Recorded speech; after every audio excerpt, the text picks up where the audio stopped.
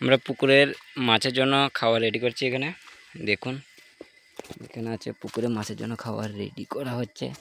গত 10 দিন আগে এটাকে ভিজিয়েছিলাম। এখানে প্রথমে দেওয়া হয়েছে খৈল, যে খল্লি বলে, তারপর ইস্ট পাউডার, তারপরে ইউরিয়া, গোবর। তো গত 10 দিন আগে এটাকে ভিজিয়েছিলাম আমরা পুকুরে মাছেরকে দেওয়ার জন্যে।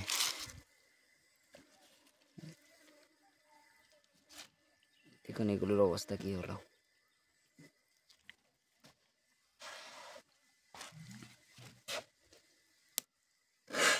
এগুলো আজকে পুকুরে দেওয়া হবে 10 দিন পর। তো এগুলো থেকে জুপ্লান্টন তৈরি হবে, তারপর মাছে খাবার খাবে।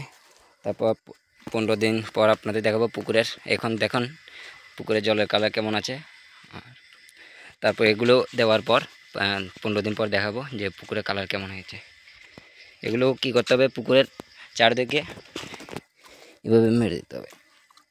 পুকুরের চারদিকে মারতে হবে, এগুলোকে চারদিকে ছড়িয়ে দেবেন। এগুলোকে এভাবে ছড়িয়ে দেবেন পুকুরের চারদিকে, পুরো পুকুরের চারদিকে ছড়িয়ে দেবেন। এগুলো আমরা গত 10 দিন আগে ভিজিয়েছিলাম এখানে। এগুলোকে